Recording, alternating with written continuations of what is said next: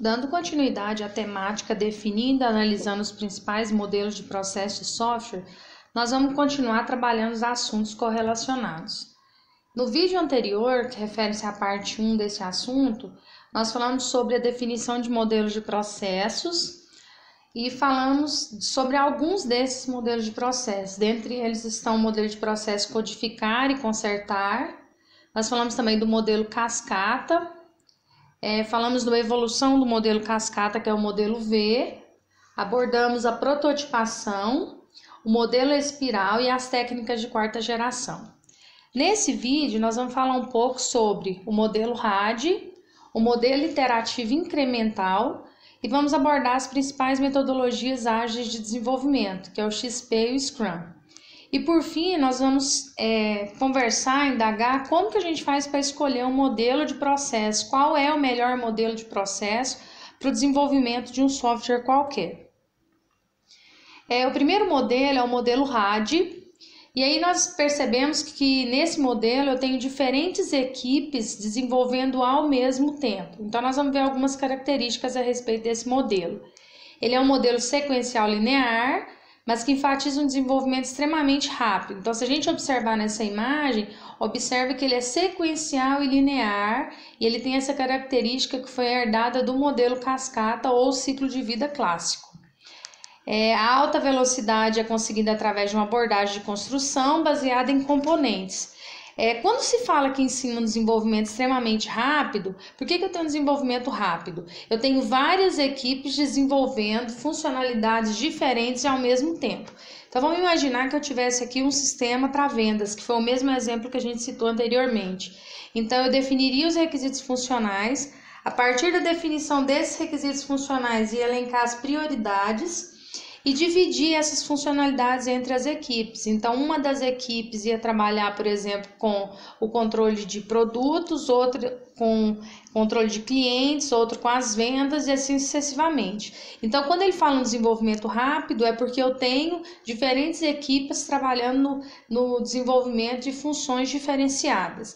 E aí, nesse contexto, eu teria um ciclo de 60 a 90 dias, desde o início até a entrega desse produto. Então, eu entregaria em 60 dias ou no máximo 90 dias o produto para o meu cliente final.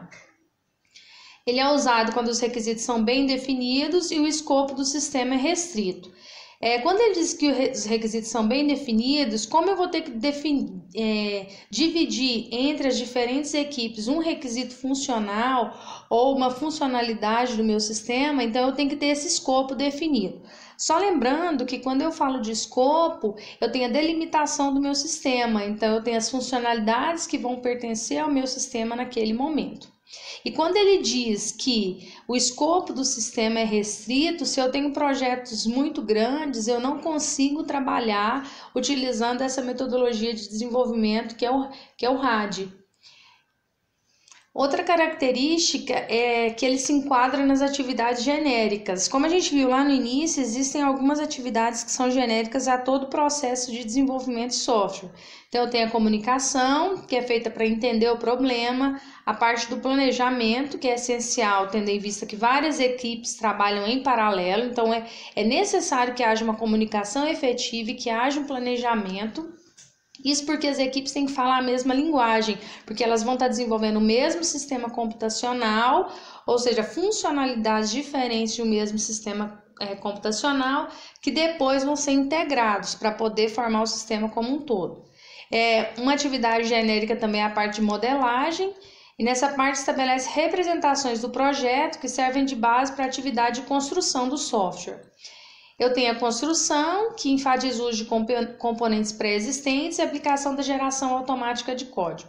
Quando ele fala essa característica, lembra que a gente abordou no vídeo passado as técnicas de quarta geração?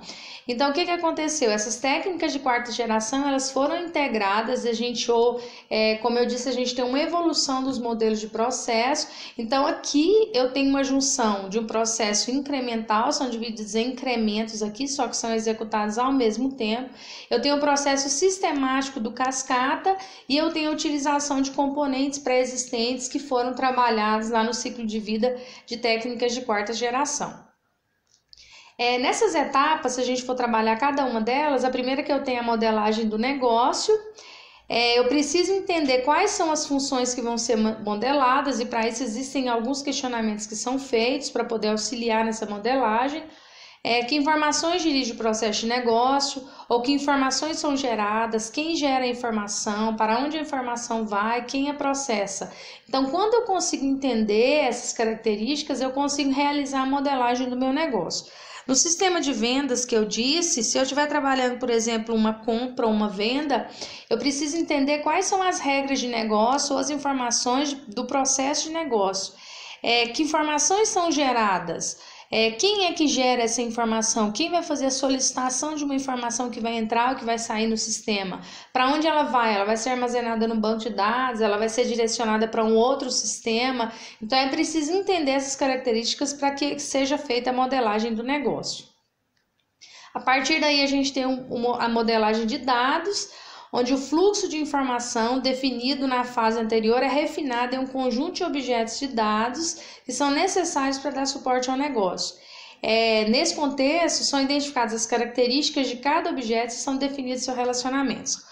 Em um ML, que nós vamos ver em análise, quando eu trabalho o ML, é feito diagrama de classe, por exemplo. Ou então, quando você trabalha com a modelagem de dados, é feito diagrama de entidade e relacionamento. Nesse contexto, quando eu defino, por exemplo, se eu trabalhar orientado a objeto, nesse mesmo exemplo das vendas que eu mencionei, eu vou ter a classe cliente, a classe produto, a classe compra, a classe venda, e eu preciso entender nessa modelagem de dados quais vão ser as minhas tabelas ou quais vão ser as minhas classes, que é uma abstração das tabelas, e a partir daí quais tabelas se relacionam com quais tabelas. Então, por exemplo, eu relaciono cliente com venda. Ou eu relaciono, na venda também eu relaciono produto. Por quê? Porque na venda eu preciso saber para qual cliente foi feita essa venda e que produtos foram comprados aí. Aí existem outros, que é o itens da venda, mas enfim, isso vai ser trabalhado em análise. Outra atividade é a modelagem do processo. Nessa atividade, os objetos de dados definidos são transformados para se obter o fluxo de informação necessária. Nesse contexto, são criadas as descrições de processamentos necessários para manipular esses objetos de dados. Então, aqui se trabalha o processo a partir dos dados que foram estabelecidos aqui. A partir daí, a gente vai ter a geração da aplicação, que nesse modelo são utilizadas, como eu mencionei, as técnicas de quarta geração. Ao invés de criar software de forma convencional, há uma reutilização dos componentes que já foram criados. Então, por exemplo, eu tenho várias applets na programação orientada a objeto que já foram criadas. Eu tenho ferramentas automatizadas de testes que podem ser reutilizadas.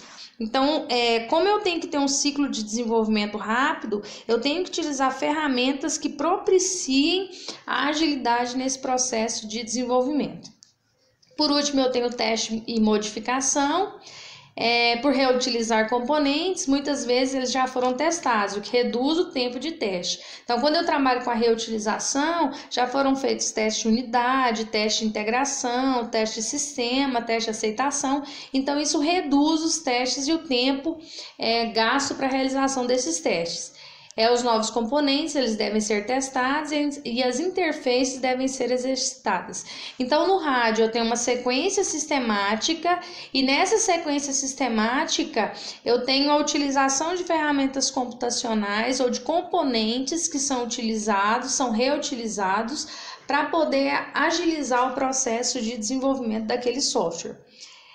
Quando eu devo usar esse modelo RAD? Eu devo usar quando as restrições de tempo impostas pelo projeto demandam um escopo de escala.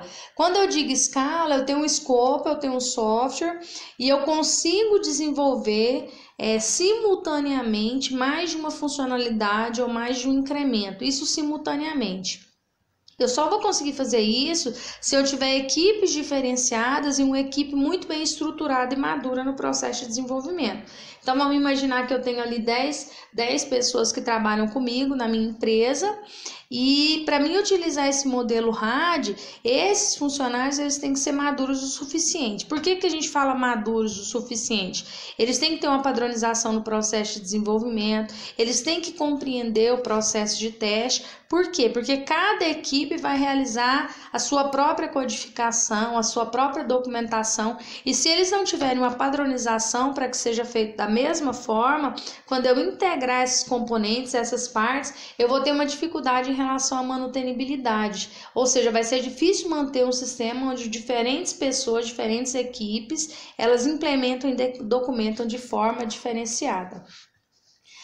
Quando a aplicação pode ser modularizada de forma que cada grande função possa ser completada em menos de 3 meses. Quando ele fala modularizada, é quando eu tenho um software a ser desenvolvido onde ele tem algumas partes diferenciadas, onde, por exemplo, eu tenho um cadastro de cliente, eu tenho um cadastro de vendas, por exemplo, eu tenho o controle de compras, eu tenho emissão de relatórios, onde cada equipe ficaria com uma macro função dessas, lembrando que elas seriam desenvolvidas simultaneamente.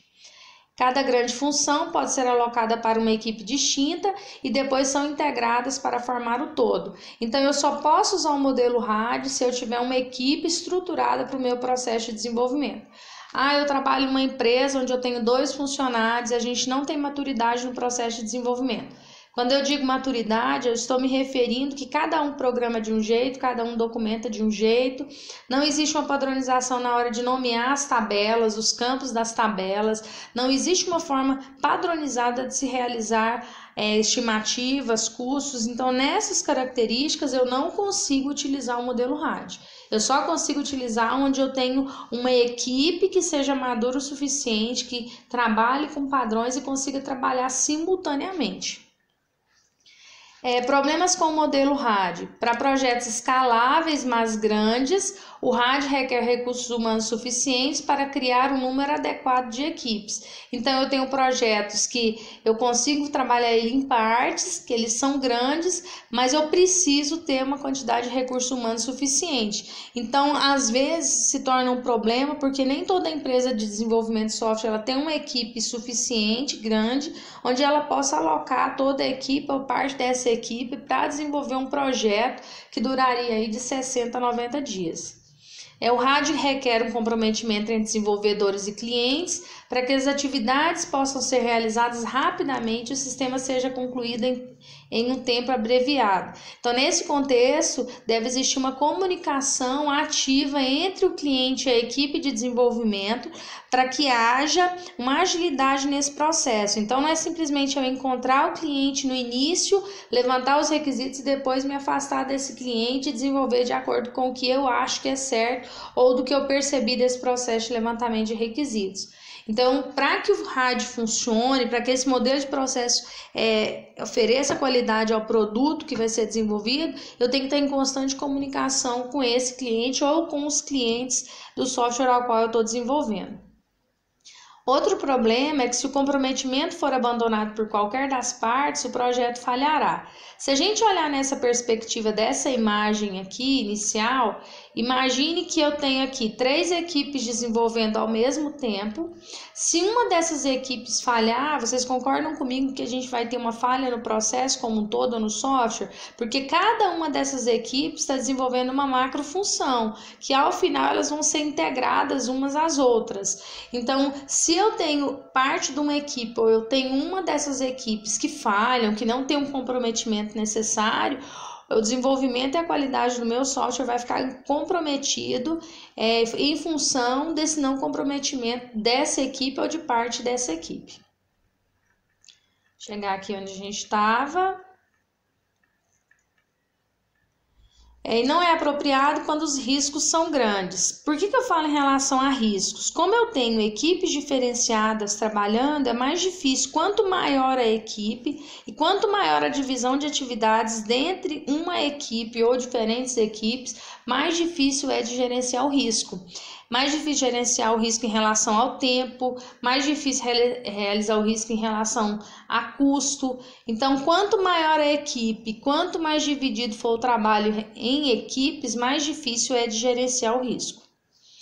Então, a partir desse modelo RAD aqui, começaram a evoluir alguns sistemas computacionais.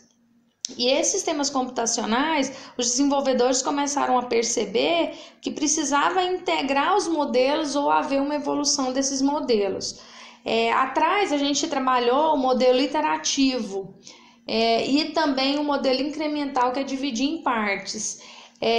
O que aconteceu num determinado momento é que eu tinha sistemas que tinham um nível de complexidade maior, e nesse sistema eu precisava dividir esses sistemas em partes, não necessariamente para equipes diferentes, mas eu precisava dividir em partes e gerar várias versões de cada parte. Então, eu teria vários executáveis de cada uma das partes. Então, não entregaria o todo, como acontecia no espiral. Eu dividiria em partes, teria entregáveis, não necessariamente eu entregaria para o cliente, mas poderia validar junto ao cliente cada parte em separado e depois realizar essa integração.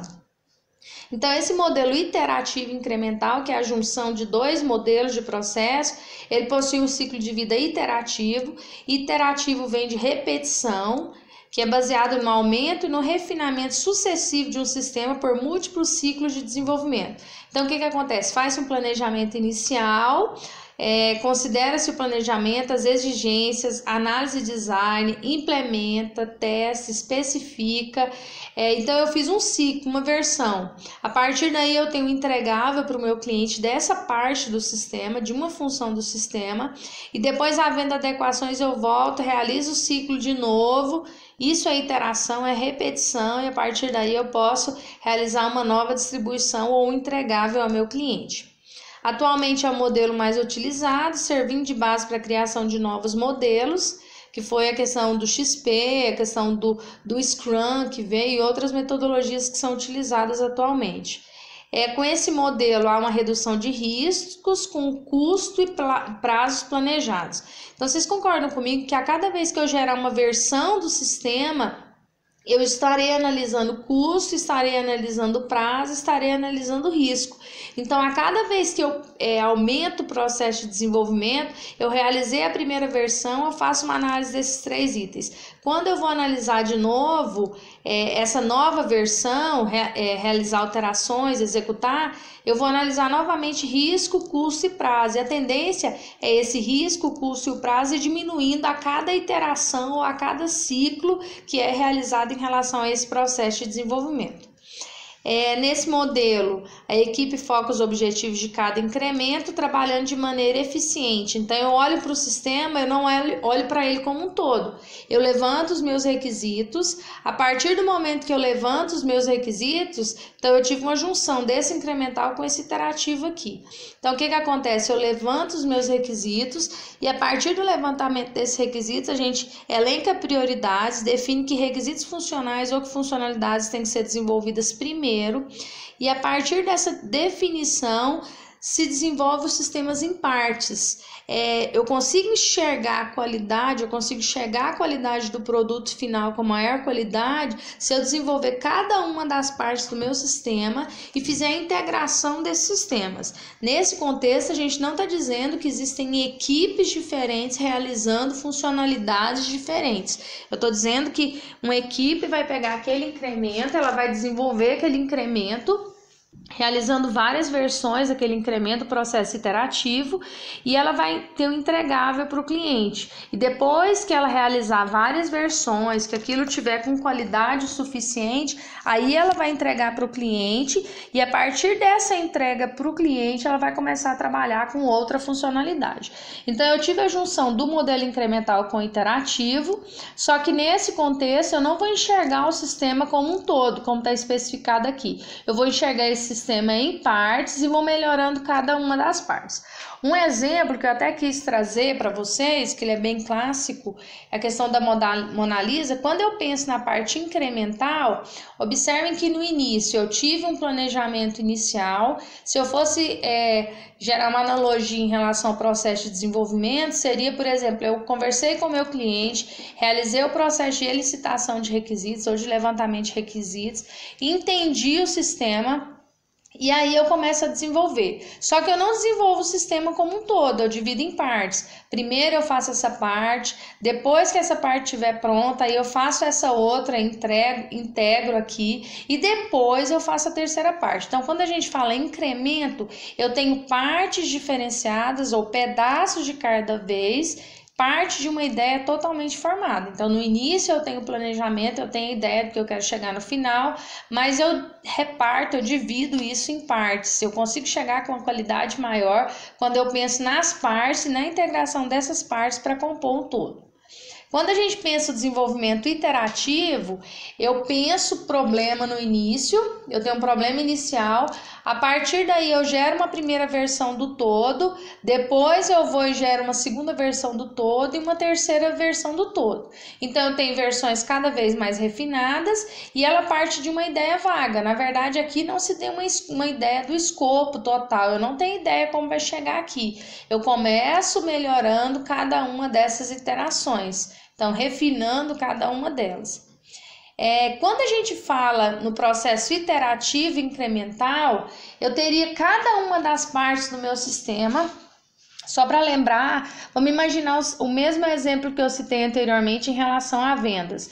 Então, no sistema de vendas, eu teria, por exemplo, clientes, produtos, funcionários, fornecedores. Eu teria, por exemplo, a venda, eu teria a compra, se eu fosse trabalhar essas características. Dentro dessas funcionalidades, eu tenho que pensar qual é a prioridade. Então, eu teria, por exemplo, funcionário. Então, eu vou pegar esse incremento, que é uma parte do sistema, e vou desenvolver o manter funcionário, com todas as características. Então, uma equipe, ela vai se reunir, vai planejar, e ela vai gerar uma primeira versão desse exemplo, ou dessa funcionalidade, que seria o manter funcionário. Gerando uma primeira versão, ela vai validar junto ao cliente e conversando com ele, mostrando esse primeiro entregável, esse primeiro executável, o cliente vai validar se tem alguma consideração e aí ele volta, executa novamente todo o processo. Então aqui eu teria o iterativo e aí ele volta para o cliente de novo, valida de novo, havendo adequação ele volta de novo até que esse incremento esteja pronto. Uma vez que esse incremento está pronto, ele vai entregar isso, em alguns casos se entrega para o cliente validar e ir utilizando temporariamente. Isso é o que a gente chama de teste de aceitação, mas tem pessoas que não entregam isso, então ele é um entregável, não necessariamente que eu vou entregar para o meu cliente. E uma vez feito isso, depois que eu defini funcionário, por exemplo, agora eu vou realizar o cadastro de produtos. Então, eu vou pegar esse incremento associado a cadastrar produto ou cadastro de produtos e vou gerar uma iteração dele, ou seja, considerando o levantamento de processo, levantamento de requisitos, eu vou gerar uma nova versão para ele e gerando essa primeira versão, eu vou mostrar, validar para o cliente. Tendo adequações, eu volto, realizo toda a iteração novamente, gero o entregável para o cliente, se houver adequações eu volto, executo novamente a iteração com todas as etapas. Estando pronto, eu pego a primeira parte, que seria de cadastro de funcionários, e agora de produto, e faço uma integração entre eles. Então, nesse contexto, eu tenho a divisão do sistema em incrementos ou partes, sendo que cada uma das partes, ela vai ser iterada, ou vou ter uma iteração ou uma repetição. Então, vou ter várias versões de cada uma das partes desse sistema. Uma vez trabalhado o sistema iterativo incremental, a gente vai começar a abordar algumas metodologias ágeis de desenvolvimento. Primeiro é preciso a gente entender o que são metodologias ágeis, né? Então, nas últimas décadas, várias metodologias foram criadas a fim de sistematizar o desenvolvimento de software. Quando a gente fala de sistematizar, quer dizer que existisse uma padronização ou que existisse um processo a ser seguido, atividades a serem seguidas e pensando na qualidade.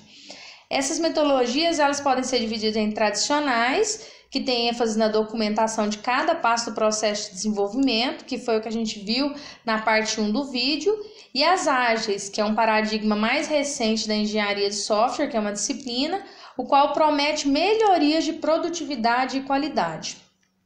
Se a gente analisar os sistemas, a mudança de perfil dos sistemas, se a gente olhar, por exemplo, os sistemas que eram desenvolvidos mais ou menos na década de 70, ele tinha características específicas e ele tinha um processo não ágil. Por quê? Porque eu tinha uma mudança menor de tempo, uma mudança menor de escopo e uma mudança menor de custo.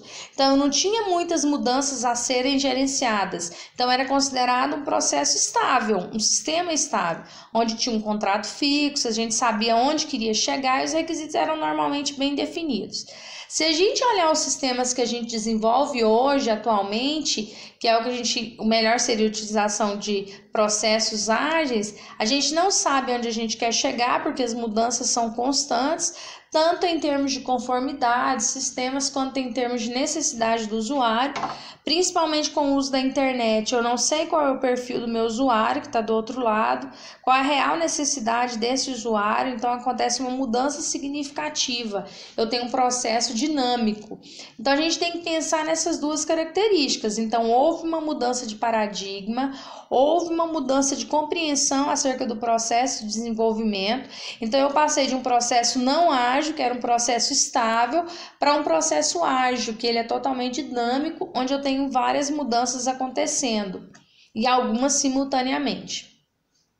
Então, surge uma nova maneira de construir software a partir dessa necessidade que eu levantei aqui, da dinamicidade em relação ao processo de desenvolvimento. A nova maneira a gente chama de processos ágeis. Esses processos ágeis, ele mudou o paradigma da forma de desenvolvimento, então mudou-se a forma de planejar o processo de desenvolvimento.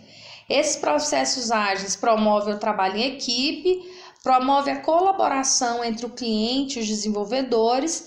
São sistemas que a gente tem que pensar na adaptabilidade, porque eu tenho sistemas, por exemplo, as pessoas elas não conseguem enxergar determinadas cores, ela é daltônica, porque existe uma variação de daltônicos, então ele não consegue enxergar determinadas cores, e o seu software tem que se adaptar. Então, ao desenvolver, você tem que pensar na possibilidade do usuário querer mudar a cor de fundo, ele querer mudar a cor da letra, então são características como essa.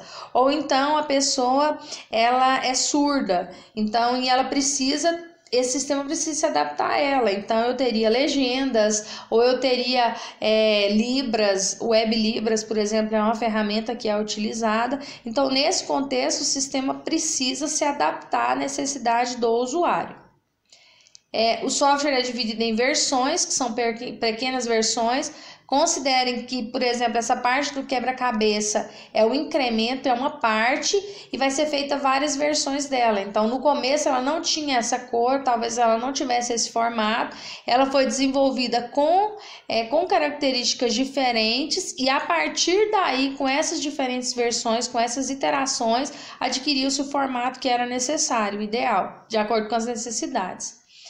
Houve a comunicação cara a cara, onde eu tinha um representante sempre disponível. Então, o cliente ele passou a ter mais contato direto com a equipe de desenvolvimento e passou-se a compreender a importância do cliente nesse processo de comunicação. Porque se eu valido temporariamente com o meu cliente a necessidade e a validação até mesmo dos requisitos do sistema, eu consigo pensar na qualidade gradativamente e chegar no produto de qualidade, um produto final que tenha maior qualidade. E se a gente perguntar o que são metodologias ágeis ou ágil? São um conjunto de técnicas para gerenciamento de desenvolvimento de software que visam construir soluções de negócio de maneira rápida, iterativa e colaborativa. Então, quando eu digo rápida, é porque eu uso artefatos que me possibilitam ser rápido. Quando eu digo iteração, eu tenho várias versões, repetições. E quando eu digo colaborativa, eu tenho programação em pares, então a equipe de desenvolvimento ela se ajuda. A parte de documentação ela é ajudada pelos outros membros da equipe. O cliente ele está cada vez mais próximo da equipe de desenvolvimento. Eu tenho uma menor quantidade de documentação, colocando só a documentação que é realmente necessário, isso considerando o contexto, o sistema ao qual eu estou desenvolvendo. A partir daí foi criado o que a gente chama de manifesto ágil. Esse manifesto, eles são adequados para situações em que a mudança de requisitos é frequente. Então, assim, quando a gente trabalha com a metodologia ágil de desenvolvimento, ela se adapta melhor às mudanças. Por que eu digo que ela se adapta melhor? Ela é dividida em pequenas etapas, que são os incrementos. Cada incremento tem várias iterações, então se eu tenho uma mudança que eu percebo, que é identificada em uma das iterações, ela vai ser repetida e na próxima versão que já for criada desse incremento, essa alteração já vai ser realizada. Como se mantém contato, uma comunicação direta entre o cliente ou desenvolvedor com o desenvolvedor, eu consigo gerenciar melhor essa mudança, porque é constante esse processo de comunicação. Um método ágil aceita mudança ao invés de tentar prever o futuro. Não é ideal que eu fique pensando só nas coisas futuras. O ideal é que eu tenha que compreender que o meu software ele precisa ser adaptável a certas situações, mas eu não preciso ficar pensando única e exclusivamente em situações futuras. O termo se tornou comum em 2001, esse termo Manifesto Ágil, quando 17 especialistas em processo de desenvolvimento de software, representando as metodologias XP, Scrum, Crystal, entre outras, estabeleceram os princípios comuns compartilhados por todos esses métodos. Então, o que acontece? Juntaram alguns estudiosos que já trabalhavam com processo de desenvolvimento de software, que possivelmente trabalharam com cascata, com prototipação, com espiral, com as técnicas de quarta geração. A partir daí viram a necessidade de evolução, viram que a dinâmica dos softwares ela tinha modificado, ou seja, o perfil dos softwares aos quais estava sendo desenvolvido tinha sido modificado e precisava evoluir a quantidade, evoluir o processo de desenvolvimento, pensando também em relação à quantidade de documentação que se existia. Então, isso também foi um fator predominante para se trabalhar com esse manifesto ágil. Criou-se assim o que se denomina aliança ágil ou manifesto ágil. Isso o estudo feito a partir desses 17 desenvolvedores ou especialistas em processo de desenvolvimento. Desculpa. Necessidade de resultados rápidos e precisos. Então, como eu tenho várias iterações, eu trabalho com incremento, utilizo metodologias ágeis de desenvolvimento, utilizo componentes computacionais que agilizam o meu processo de desenvolvimento, a partir daí eu tenho resultados rápidos e precisos. Fortalecimento das metodologias ágeis através da apresentação de métodos e especificação de princípios. E o manifesto ágil, por exemplo, estamos descobrindo maneiras melhores de desenvolver software, fazendo-o nós mesmos e ajudando outros a fazerem o mesmo. Através desse trabalho, passamos a valorizar indivíduos e interações mais que processos e ferramentas, software e funcionamento mais do que documentação abrangente, colaboração com o cliente mais do que negociação de contratos, responder a mudanças mais que seguir um plano, ou seja, mesmo havendo valor nos itens à direita, que estão especificados à direita, valorizamos mais os itens à esquerda. Então, a gente começa a pensar mais nos indivíduos, nas interações, ou seja, quais são os usuários diretos, os clientes indiretos, a necessidade dele, do que pensar única e exclusivamente na sequência dos processos ou nas etapas a serem realizadas, porque os processos anteriores eles valorizavam mais os processos e as ferramentas.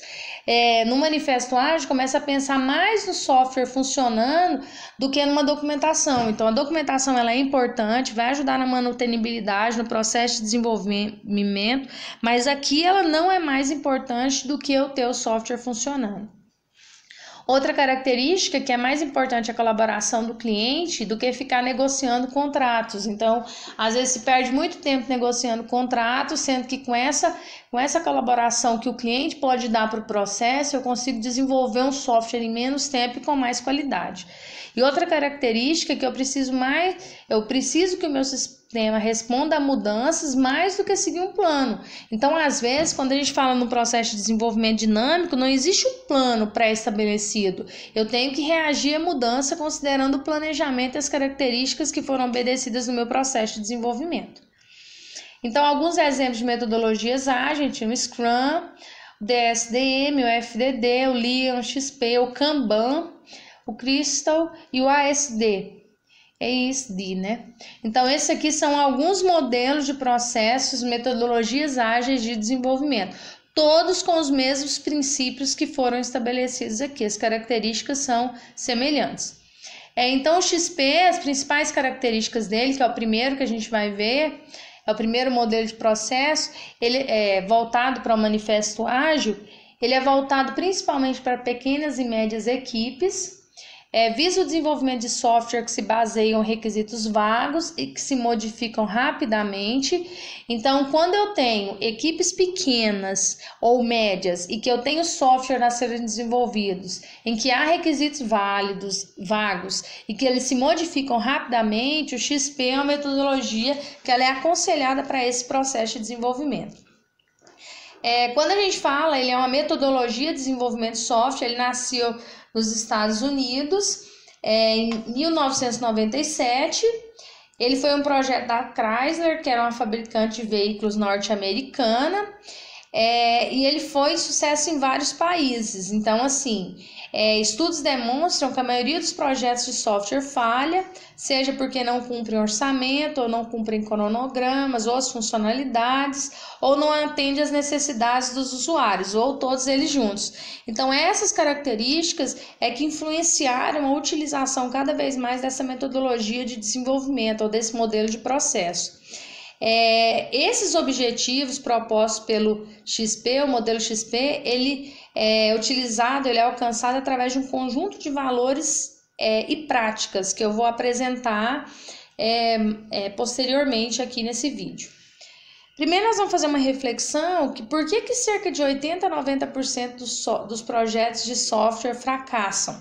Então a gente tem um cenário onde a maioria do processo de desenvolvimento de software ele fracassa, seja pelo escopo, ou seja, não foi delimitado bem o que o sistema ia fazer, seja pelo custo, seja pelo tempo, seja pelo não atendimento às necessidades do cliente ou dos diferentes clientes. Então isso a gente tem um fracasso associado. Partindo dessa característica e desse percentual tão alto, a gente tem que repensar o processo de desenvolvimento que está sendo utilizado. Ou seja, como o software está sendo desenvolvido? Está se planejando ou pensando na qualidade durante ou antes do processo de desenvolvimento? Então, esses modelos de processo que a gente trabalha nada mais são do que sugestões de atividades a serem realizadas para que seja feito o planejamento do software ao qual vai ser desenvolvido.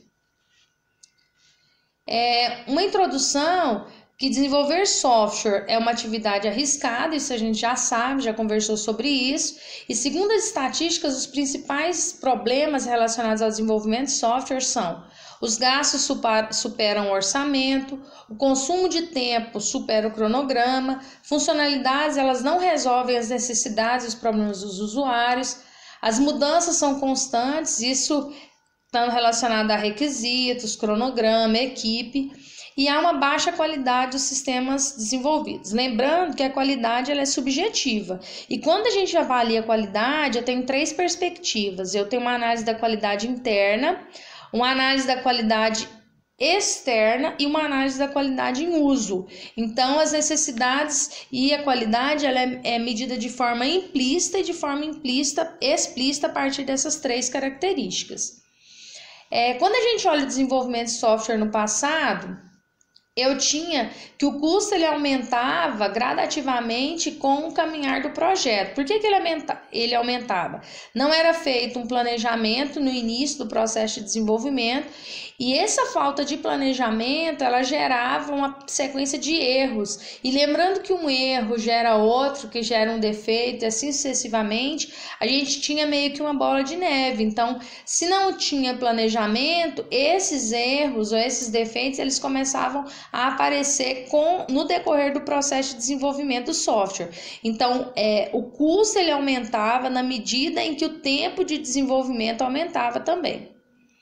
Quando a gente olha para esse processo de desenvolvimento hoje, eu tenho, por exemplo, que o custo diminui de acordo com o tempo. Se a gente pensar que eu divido o sistema em partes e que cada parte desse sistema é iterada, analisada, avaliada ou validada com o cliente várias vezes, em várias iterações, a cada iteração que eu fizer, a tendência é que eu diminua a quantidade de defeitos ou a quantidade de erros, ou de características que não são a necessidade do cliente. Então, por essas características é que o custo tende a diminuir com o tempo. Então, por exemplo, ele começa a aumentar o custo e depois ele fica estável e aqui na frente ele chega até a diminuir. Isso porque realiza-se o desenvolvimento em partes, que são os incrementos, e esses incrementos eles são iterados, repetidos, analisados mais de uma vez. O XP ele foi elaborado para diminuir o desperdício, considerando que ele trabalha com a reutilização, para resolver também a falha na comunicação. Então, não existia comunicação nem entre os pares ou as pessoas envolvidas no processo de desenvolvimento, muito menos com o cliente, e para diminuir também o tempo, porque não havia o planejamento, não havia uma comunicação efetiva com o cliente, e a partir daí aumentava o tempo do processo de desenvolvimento. Esse manifesto ágil foi a mesma coisa que eu apresentei lá atrás, que pensa-se mais na interação entre pessoas, o software funcionando, a colaboração com o cliente e responder às mudanças. Se a gente olhar essas características que estão aqui na esquerda, que eu resolvi colocar novamente aqui em outro slide, a gente percebe que há uma mudança de paradigma em relação ao que se pensava no processo de desenvolvimento tradicional. Então, no processo de desenvolvimento tradicional, pensava-se na elaboração de documentos, pensava-se em seguir um plano, que eram as etapas a serem seguidas, pensava-se mais nos processos e ferramentas que seriam utilizados do que propriamente na interação entre as pessoas que estão envolvidas no processo de desenvolvimento. Então, esse manifesto ágil, ele veio para atender as necessidades do perfil de software que está sendo desenvolvido da década de 90, mais especificadamente final da década de 90 para cá. Isso porque o processo se tornou mais dinâmico. E com o uso da internet, a massificação da internet, esse processo de desenvolvimento ainda tornou mais dinâmico.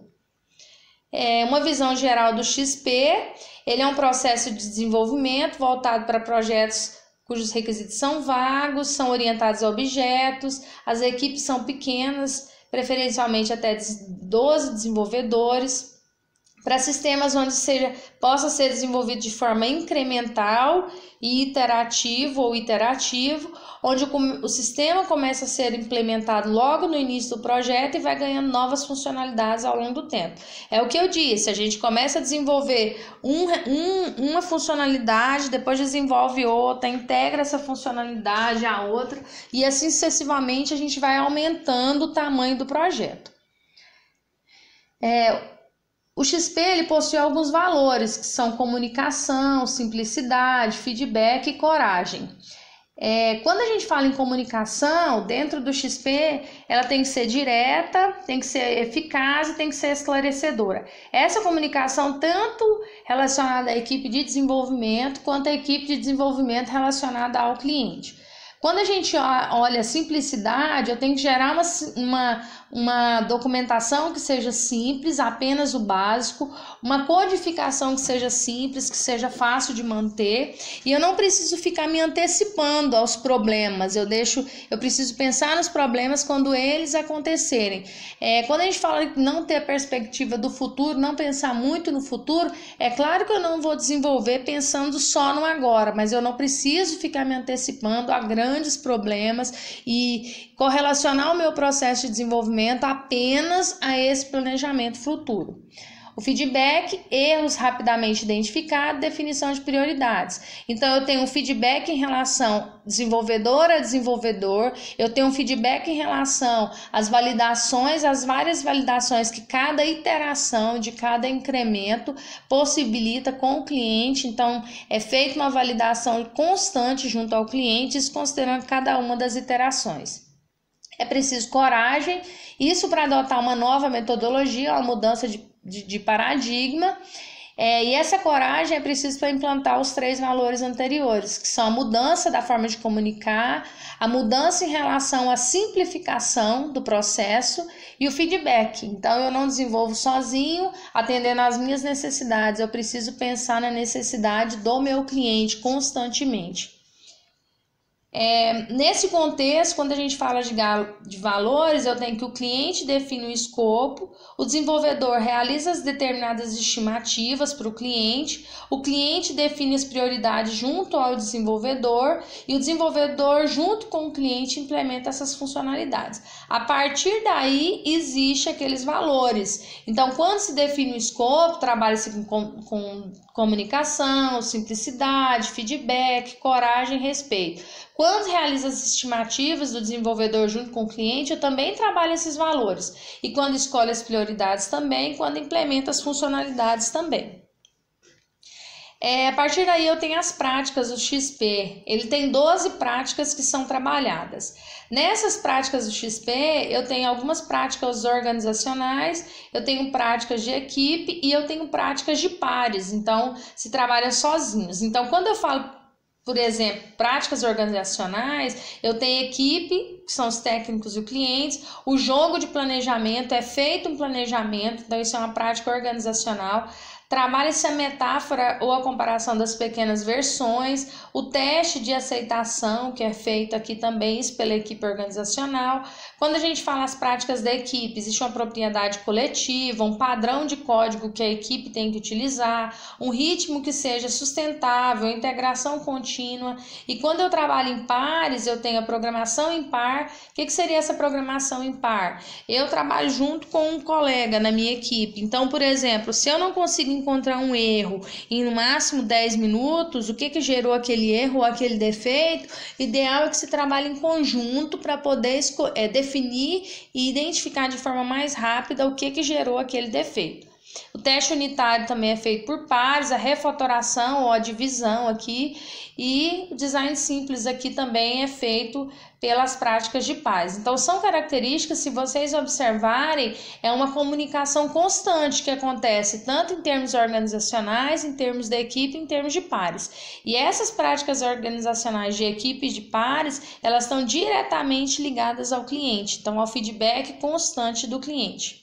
Então, quando a gente trabalha com o XP, existem todas essas características, isso numa perspectiva diferente também dessa. Então, as práticas aqui eu tenho código e teste, programação pareada, integração contínua, o papo em pé, análise de causa inicial, se contam histórias, o sentar junto para conversar, realizar uma retrospectiva de um incremento que foi feito anteriormente, planejar e controlar um ciclo semanal, uma folga que vai acontecer, uma refatoração, o design incremental. Então, essas são várias características. Quando eu olho isso a partir dos princípios, eu estou vendo, por exemplo, as falhas, as redundâncias que acontecem, a análise da qualidade, a oportunidade, as melhorias. E quando eu trabalho os valores, observem que esses valores estão ligados aos princípios, os princípios, por sua vez, estão ligados às práticas que são trabalhadas aqui.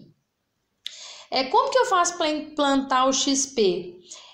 Eu vou trabalhar uma prática de cada vez, eu não vou trabalhar todas essas práticas de uma vez só, então se trabalha uma prática de cada vez.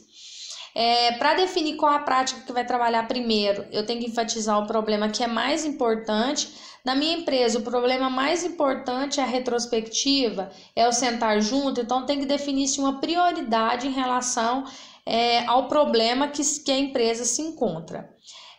Dificuldades culturais, deixar alguém mexer no seu código e trabalhar em pares. Então, assim, alguns desenvolvedores, eles têm uma dificuldade, alguns programadores, vamos dizer assim, de deixar alguém mexer no seu código, onde esse código não é trabalhado por uma única pessoa, é um código colaborativo. Então, eu teria ali, por exemplo, nesse caso, um versionamento usando, por exemplo, o SVN, que é uma ferramenta que controla esse versionamento. Então, ao final do dia, eu subo o código, atualizo essas informações, esse código, e amanhã o usuário que chegar, a equipe que chegar, vamos supor que eu trabalho na tarde, tem outra equipe que trabalha só no período da manhã, ela vai baixar esse código que eu implementei no dia anterior e vai continuar o planejamento, o desenvolvimento de onde eu parei. E no final do dia dele, ao final do período dele, ele sobe de novo, faz uma atualização, e quando eu chego no meu horário de serviço, eu baixo a última versão que foi trabalhada com ele e continuo. Então, isso às vezes é uma dificuldade cultural, que as pessoas não conseguem permitir que alguém mexa no seu código ou que não conseguem trabalhar em pares. Também tem a dificuldade devido à mudança de hábitos.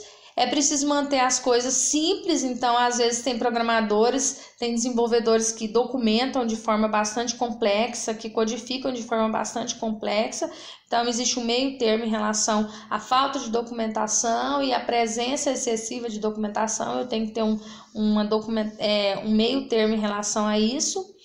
Jogar fora código desnecessário, então tem gente que desenvolve códigos de forma não produtiva, então isso eu tenho que reestruturar relacionado a essa característica. Escrever testes antes de codificar, então eu tenho o processo, por exemplo, de inspeção, que são os testes estáticos, ou eu tenho que fazer os meus planos de teste, que é planejar esses testes antes de realizá-lo. Então, isso também é uma dificuldade, que às vezes as pessoas já realizam o teste e nem planejam a execução desse teste. Refatorar com frequência, existe a questão do vencer o medo em relação a essa refatoração, então está associada também à dificuldade em relação à mudança de hábito. Eu não posso usar o XP, é sugerido não utilizar quando eu tenho equipes grandes espalhadas geograficamente. Por que não é ideal? É ideal equipes menores, porque quanto maior a equipe, mais difícil de realizar uma padronização. E se elas estão localizadas geograficamente distantes uma das outras, é difícil eu realizar a comunicação. Mesmo com todas as ferramentas computacionais que a gente tem hoje, esse processo não se mostra muito efetivo. Então, isso é comprovado, essa situação. A comunicação é um valor fundamental do XP e não é fácil garantir o nível de comunicação requerido nesses projetos em grandes equipes. Também não é sugerido quando eu tenho situações onde não se tem controle sobre o código, onde eu tenho um código legado, que ele não pode ser modificado, então eu tenho sistemas legados e não tem como modificar esse código, então também não é sugerido. Situações onde o feedback é demorado, onde eu tenho, por exemplo, retornos de 24 horas, onde os testes são difíceis, arriscados, levam tempo, onde eu tenho programadores espalhados em ambientes físicos distantes, sem comunicação eficiente. Então, nesse contexto, se eu fui contratado para desenvolver um sistema computacional e eu identifico alguma dessas características aqui na empresa, então não se sugere que utilize o modelo de processo XP. Quando a gente fala em planejamento, eu tenho planejamento em segundos, eu tenho planejamentos em minutos, eu tenho planejamento em horas, eu tenho planejamento em dia, eu tenho planejamento em dias, que seria o teste de aceitação. Eu tenho uma iteração aqui que é em semanas e eu tenho release aqui do plano, do que foi planejado, que seria uma reanálise, uma reavaliação em meses aqui. Então, observem que eu tenho feedback em loops diferentes, em tempos diferentes, em estruturas e repetições diferenciadas. Então, é como se eu tivesse cada uma dessas etapas aqui, uma visão diferenciada, considerando diferentes prazos a serem trabalhados. Então, não é fácil para qualquer programador eles conseguir gerenciar essa mudança de hábito, ele conseguir gerenciar esse prazo e essa realização dessa sequência de atividades, considerando as prioridades de cada uma. Partindo do XP, a gente houve uma evolução do XP e trabalhou-se o Scrum, que é muito utilizado hoje. Então, quando a gente fala Scrum, a gente usa muito o termo de divisão de papéis. Então, eu tenho uma sequência de atividades a serem desenvolvidas e eu tenho uma divisão de papéis considerando o que cada uma das pessoas é melhor para fazer nesse processo de desenvolvimento. Então, o Scrum ele tem sido utilizado por muitas empresas. Também há uma mudança em relação à cultura da empresa, do processo de desenvolvimento, tá? Também se trabalha em equipe, então é uma metodologia ágil de desenvolvimento. Quando eu digo ágil, é que houve a divisão de papéis. Então eu tenho o Product Owner aqui, que é o que vai ter contato direto com o cliente, que vai levantar os requisitos e documentar. Eu tenho a equipe de desenvolvimento que vai trabalhar com a codificação. Eu tenho um Scrum Master, que é o que vai gerenciar todas essas atividades e todas essas pessoas. A partir daí, a equipe gera uma sprint. Essa sprint é como se fosse uma sequência de atividades a serem realizadas normalmente em 2 semanas. Aqui se considera o processo iterativo e incremental. Ao final de cada dia se faz uma reunião diária ou no início de cada dia, dependendo da empresa. E essa reunião diária consegue identificar o que foi feito de bom naquele dia, quais foram os impedimentos e se trabalha muito em pares para resolver os problemas que foram levantados. A partir daí, existe uma revisão ou uma retrospectiva, quando eu finalizo essas 2 semanas, conseguindo entender o que aconteceu de certo, o que não aconteceu, e depois é realizada a entrega dessa parte do produto associada a essa sprint aqui. Então, nós vamos ver de forma mais aprofundada. Ele é um processo iterativo incremental para desenvolver qualquer produto ou gerenciamento de qualquer trabalho. Algumas empresas que utilizam o Scrum, por exemplo, a Microsoft, a Google, a Nokia, SAP, Coca-Cola, BBC, Intel, a Amazon. Então, assim, são empresas de renome que utilizam o Scrum no seu processo. Quando a gente fala do Scrum, ele é um framework que é utilizado, então eu trabalho diferentes características ali, utilizo ferramentas automatizadas de teste, frameworks que trabalham geração de código, enfim, várias características. Todas as vezes que a gente fala de metodologia ágil de desenvolvimento, eu estou utilizando ferramentas computacionais, seja para gerar documentação, seja para gerar código ou vice-versa, seja para realizar os testes automatizados, para agilizar o processo de desenvolvimento. Então, como eu falei, eu tenho a divisão no Scrum de papéis, que eu tenho o PO, que é o responsável pelo levantamento de requisitos e documentação, o Scrum Master, que é como se fosse o gerente do projeto. Eu tenho equipe, que é a equipe que vai trabalhar diretamente com a programação. Quando eu falo essa equipe, ele vai trabalhar com esse versionamento que eu mencionei anteriormente, então ele vai trabalhar com diferentes versões e não só eu trabalho com o código, então a gente tem um desenvolvimento com pessoas diferentes trabalhando com o mesmo código ali para agilizar o processo. Tem algumas cerimônias ou etapas que são realizadas, que a gente chama o planejamento da sprint, a revisão da sprint, a retrospectiva da sprint, uma reunião diária. Se a gente voltar aqui, só lembrando que uma sprint é um ciclo que acontece, que normalmente tem de 2 a 3 semanas, onde se especifica o que vai ser trabalhado. Então, a equipe gera aqui, eu até esqueci de citar aqui, eu tenho a Sprint Backlog, que é a definição das prioridades aqui que eu tenho. A partir dessa definição das prioridades que veio aqui do produto Backlog, gera-se o Backlog das sprints e a partir daí define-se a ordem em que as sprints vão acontecer com as funcionalidades específicas ali, com os incrementos específicos. Eu tenho os artefatos, que é o produto Backlog, eu tenho Sprint Backlog, eu tenho Burn Down. Então, esses artefatos aqui, eles servem para poder auxiliar no acompanhamento. Então, eu tenho aqui o retorno do produto, avaliando esse produto continuamente aqui. Eu tenho da questão da Sprint, eu tenho o Burn Down, que é acompanhar o andamento desse projeto que está sendo trabalhado através do Scrum. Quando a gente trabalha os principais processos que são utilizados dentro do Scrum, de forma geral e abstrata, a gente tem a identificação, a documentação, depois a gente simula e mede, melhora, gere. Então, observe que ele é um processo iterativo e eu trabalho isso para cada um dos incrementos ou para cada uma das macrofuncionalidades que o meu sistema vai ter. As etapas da metodologia, sua duração média, então aqui a gente tem uma visão.